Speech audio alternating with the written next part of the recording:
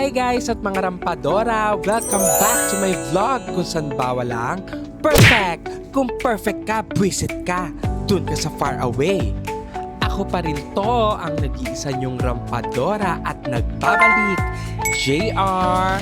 Kung bago ka pa sa channel ko, please don't forget to like, share, and subscribe and hit that notification bell para updated ka sa ating mga rampa!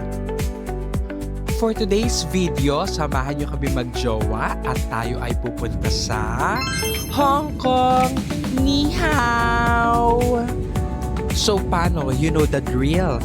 Sit back, relax, and enjoy the vlog. Tara na! Rampa na!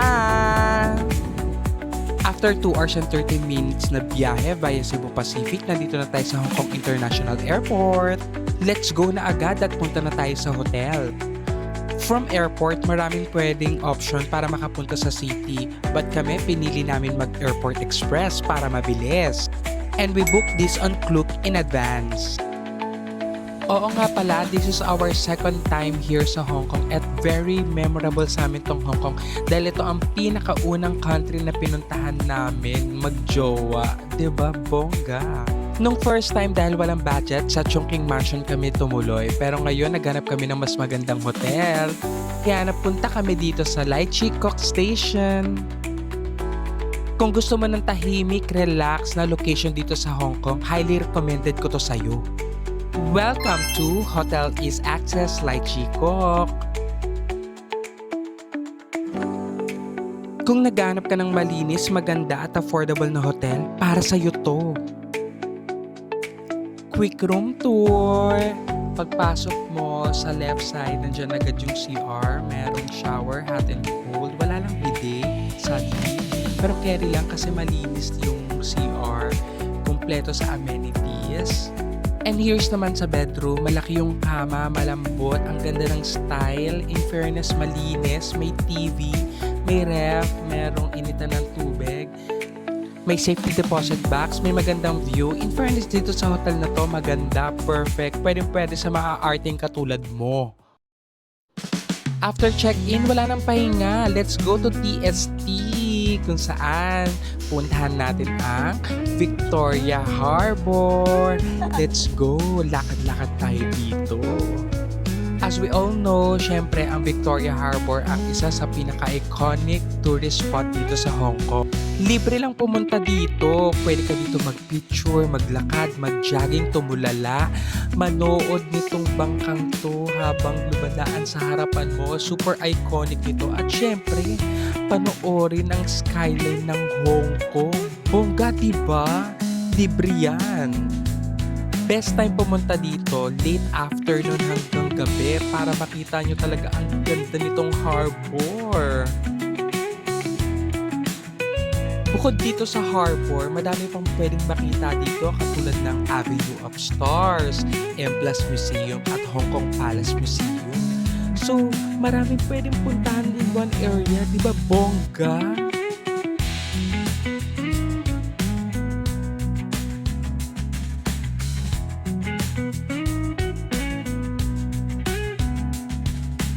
At pag nag-crave ka sa kape, meron ditong Starbucks, bongga ang view!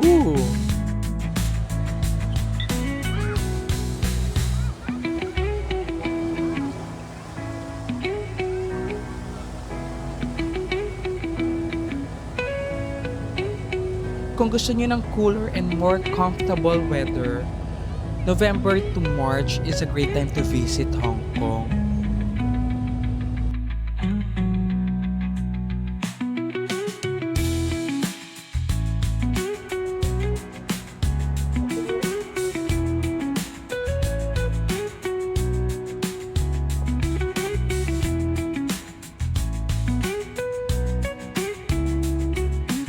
At syempre, magstay hanggang 8 p.m. for the famous Symphony of Lights. Ito talagang pinaka-pinupuntahan dito. So go, manood tayo.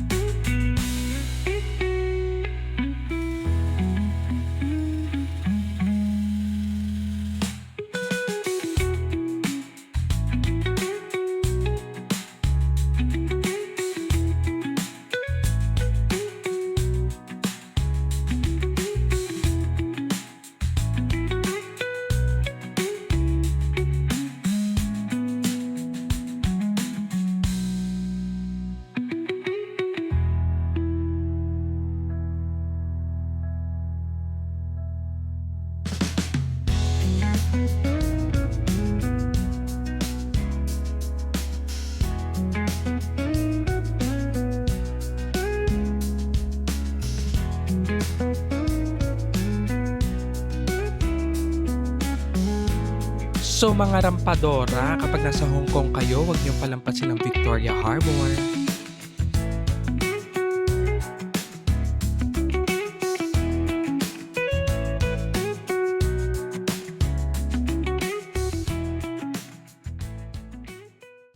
Up next sa itinerary, Ocean Park. Let's go, Rampa!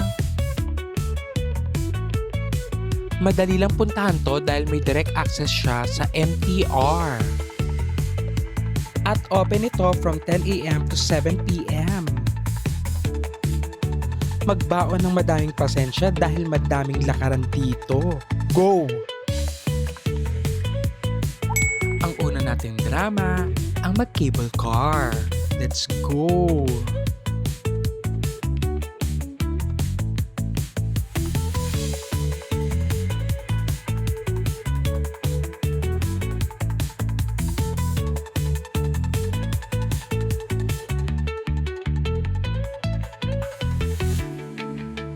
In fairness dito nakakatakot. Ang taas niya kasi at saka nasa gilid siya ng bundok. Tapos, nasa gilid din siya ng dagat. So talagang nakakalula. Oh my God. And after 10 minutes of cable car ride, ngayon naman ay nasa upper part na tayo ng Ocean Park. Ngayon naman, let's visit ang mga katulad ko maglakad, mga penguin. Charing.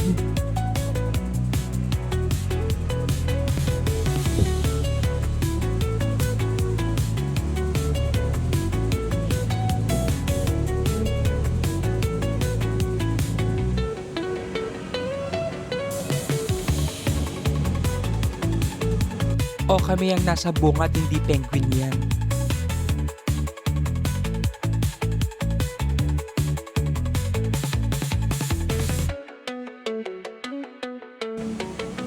In fairness, ang cute nila. Gusto ko silang iuwi kung pwede nga lang, diba? Power!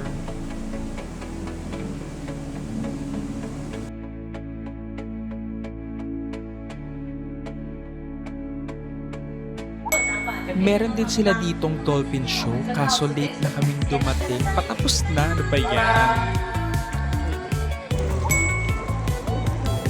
Ang lalaki ng manta rays, kaloka.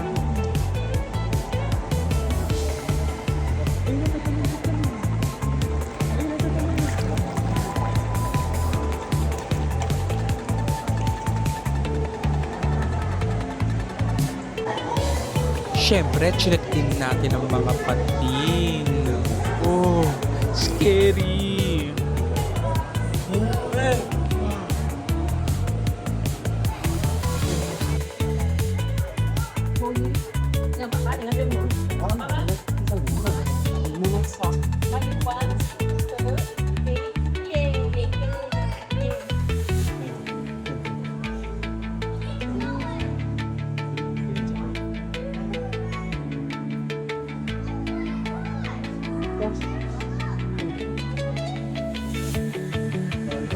Pirana.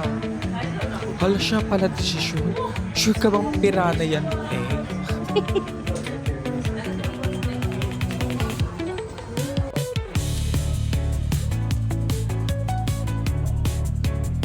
Lolo, nakakatakot. Baby, nagpo-pose siya. Kakainan ka niya.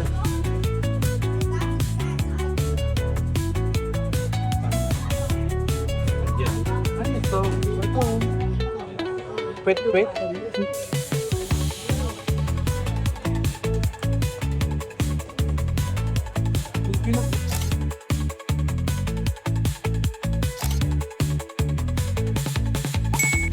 Di lang pambata ang Ocean Park, meron din sila ditong mga nakakatakot na rides na pangmatanda syempre.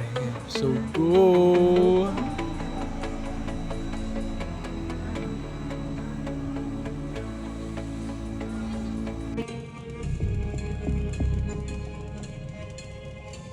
Dun dun dun dun. Listen. Ngayon naman, napag-interesan namin pumasok sa haunted house. Kaloka.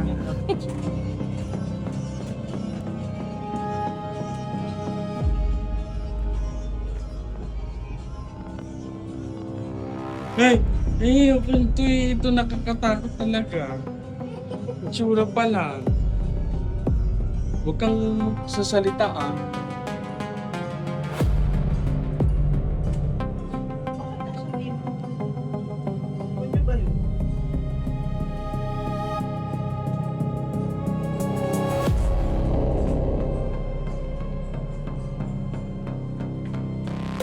Yung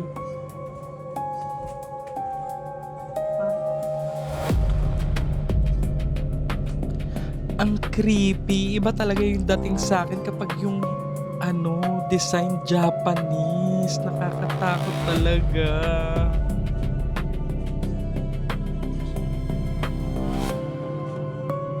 Hey! Kasi si baby. Visit.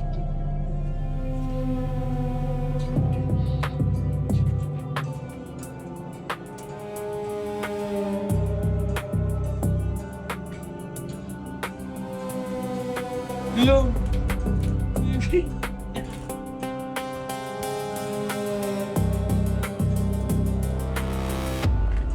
Hey, baby.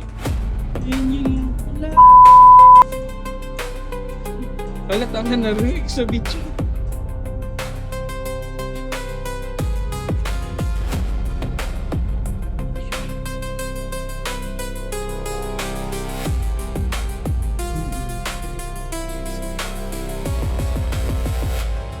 Baby, ito na yung mga ginagaya mo kanina.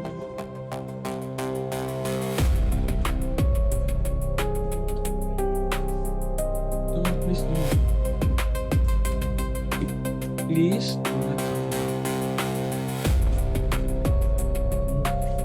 Saan tayo?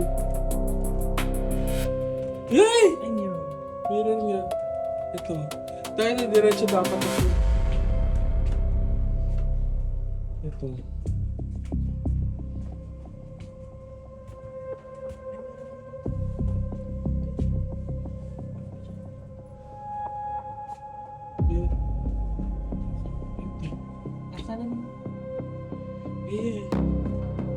Ito, saan? Ito, dito. Nasa building. Ito, dito. May araw naman kami. Sino, mga mamaru, may araw naman pala.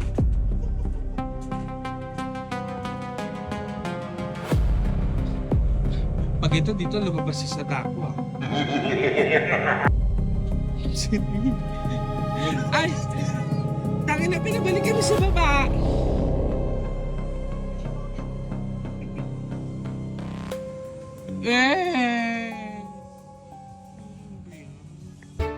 Ngayon naman, sasakay tayo ng Ocean Express. Kung kanina umakyat tayo gamit ang cable car, ngayon naman bababa tayo gamit ang Ocean Express. Diba, bongga, para ma-experience natin pareho. Mga 4 minutes ride lang to from the summit. So, enjoy natin. Let's go! Ngayon naman, puntahan natin ang mga kamukha ko, ang mga pandas. Amazing! Akala ko mga raccoons to. Red pandas pala to. Biruin mo yun, may red pandas. Amazing!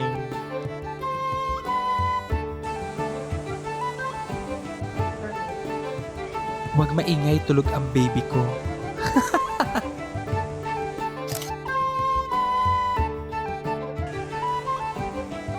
First time namin makakita ng panda. Grabe, ang cute nila, para mga stuffed toys. Iikot lang yan.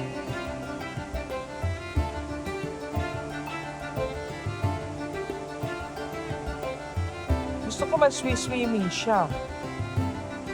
Bakit ulit siya?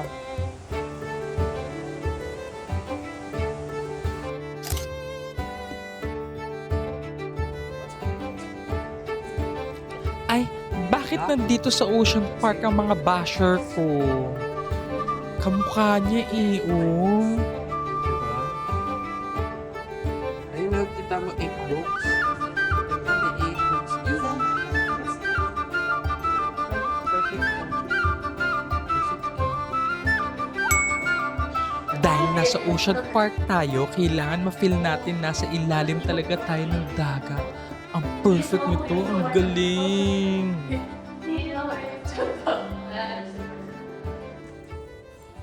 Parang nagutom ako nung nakita ko tong mga to.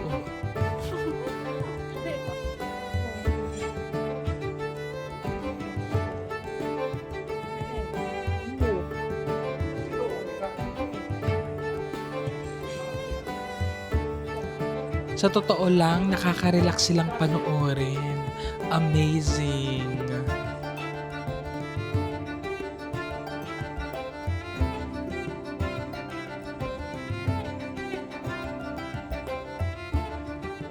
Dito na namin tinapos ang aming Ocean Park adventure. At syempre, naggutom ang mga akla. Kaya pumunta naman tayo sa Mongkok para mag food trip.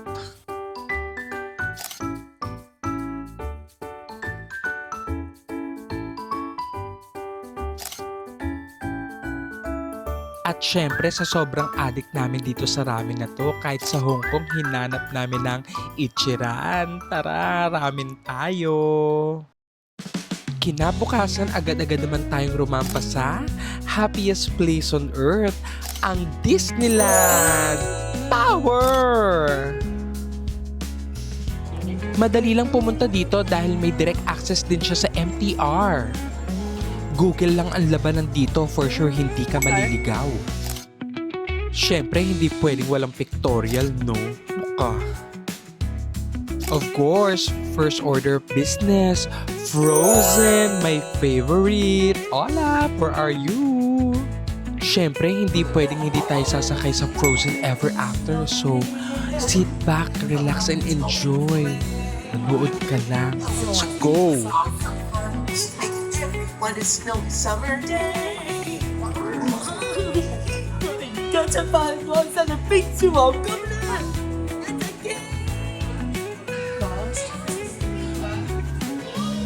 On a day very much like today, Anna saved her sister with an unselfish act of true love.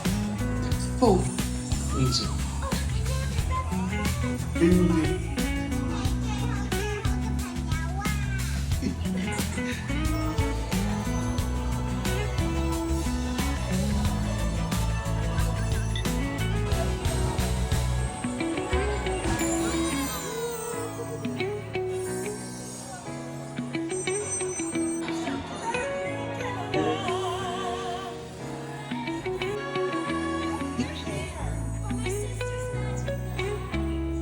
You ready to see Elsa?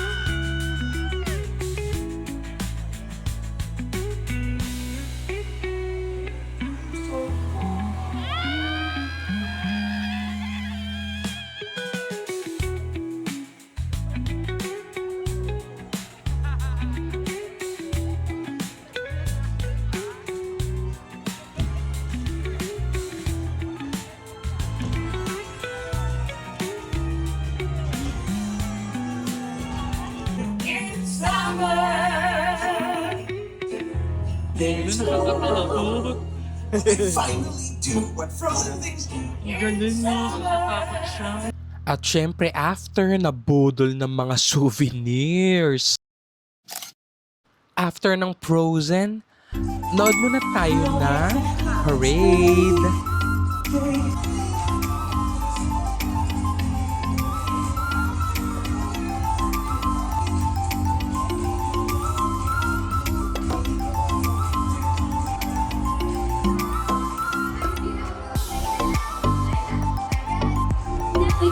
turn to dance with us. Come on, everyone, let's join together.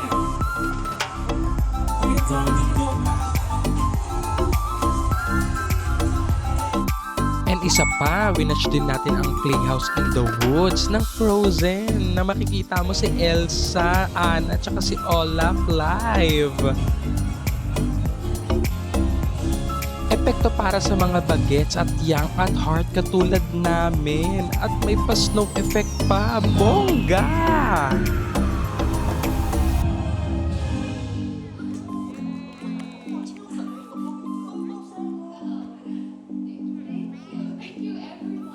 Hello, Anna at Elsa!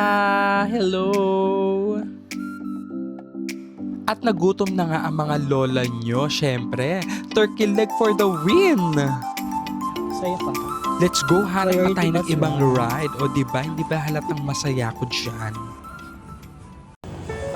Try naman natin tong isang famous ride pa, ang The Mystic Manor. Ngayon naman kalaban.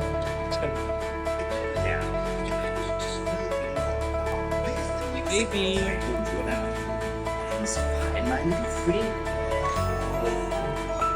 Oh, ayan yung iba yung mystic na. Baka manor. What?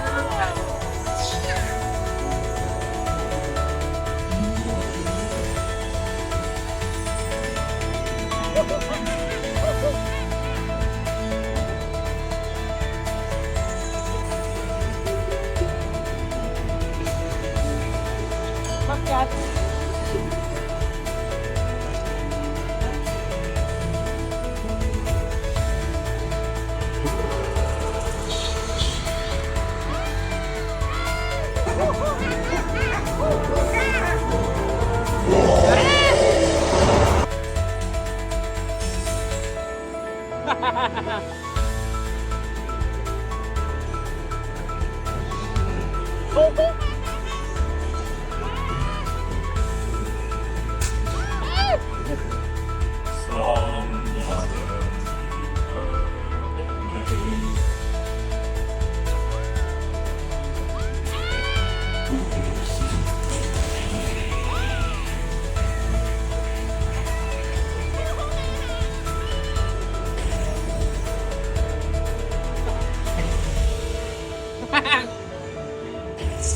Kasi yung Tesla Pay. Apa?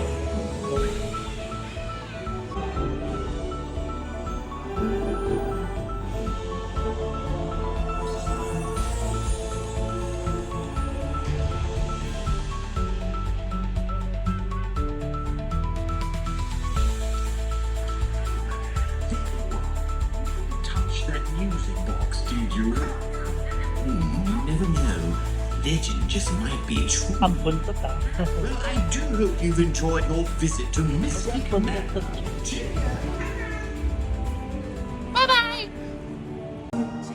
Up next, ito ang pinakawag niyong palalagpasin pag nasa Disneyland kayo.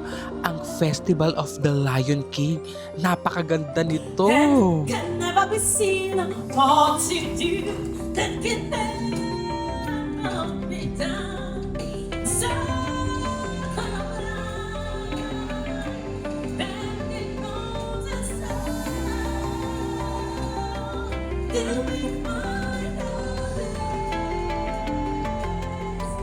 All of my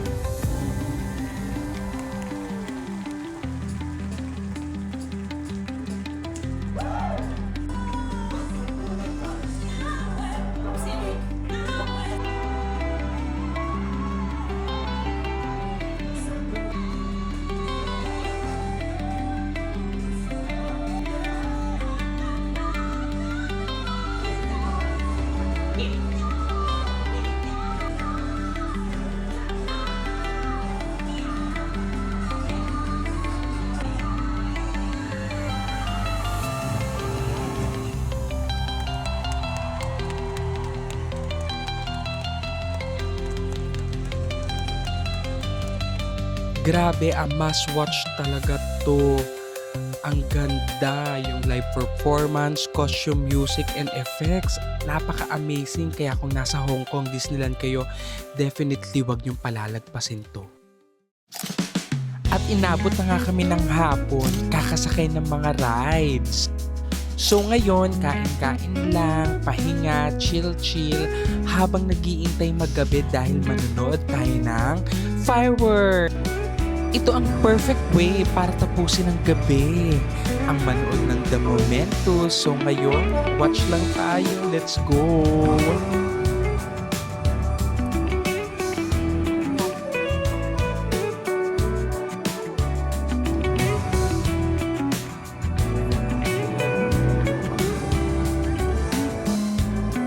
Iba talaga ang feeling habang nanonood ka nito, yung parang nakakakilabot o nakakaiyak. Kasi biruin mo yon, dati pinapangarap mo lang pumunta ng Disneyland. Ngayon, nandito ka na, o diba?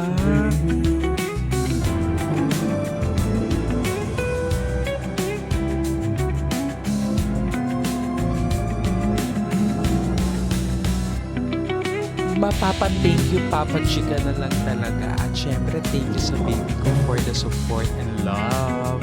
And syempre sa family, lalong-lalo na sa nanay ko. I love you!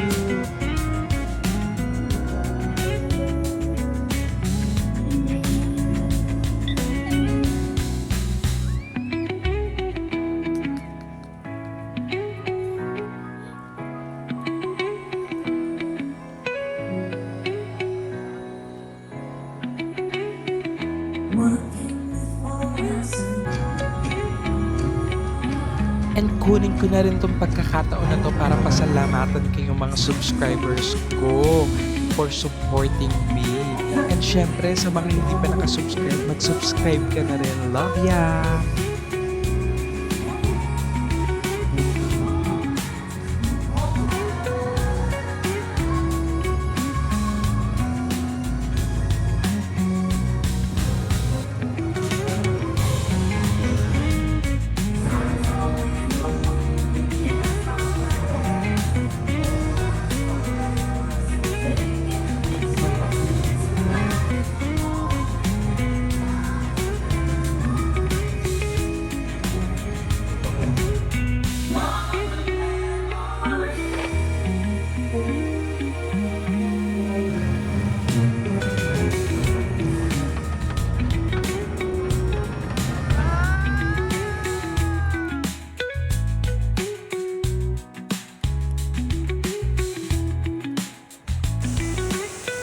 At dito na namin tinatapos ang aming Hong Kong Disneyland experience. Napakasaya ko. So paano, kita-kits ulit bukas. Rarampa ulit tayo. Let's go! Ni hao! From Disneyland, ngayon naman punta tayo sa Victoria Peak via the Peak Tram. Ang pinakamadali at scenic way para pumunta sa Victoria Peak is sumakay ka ng tram. So, paano ba pumunta dito? Pumunta ka lang sa Central MTR Station and then maglakad ka ng mga 10 to 15 minutes papunta sa Peak Tram Lower Terminus. And then, sakay ka ng tram for 10 minutes. And then, pagdating mo sa taas, follow lang yung mga signs papuntang Sky Terrace.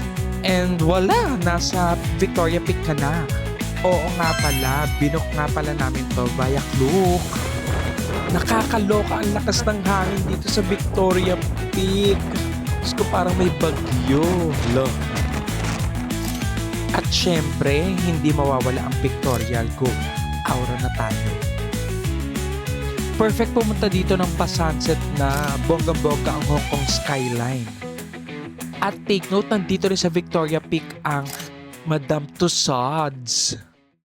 And last but definitely not the least, gurahan naman natin ang Big Buddha via Hongking 360. Paano pumunta dito? Mag-MTR ka lang papuntang Tung Chung Station. At syempre, kinuha natin ang ticket nito via Klook. Let's go, akit na tayo.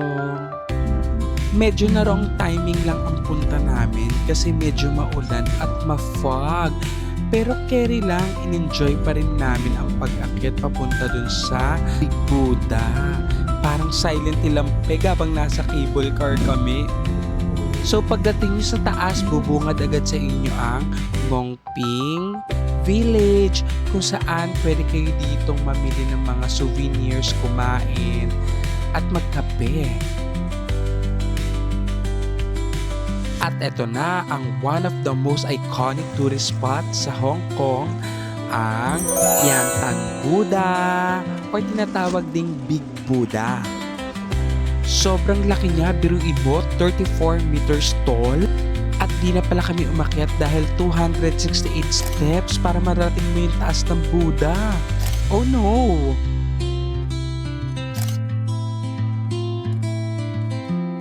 At dito ko natatapusin ang ating Hong Kong adventure. And kung nag-enjoy at napasaya kita dito sa video na to, please don't forget to like, share, and subscribe. So paano, till next time, abangan nyo ang aking Europe adventure. Bye guys, till next time!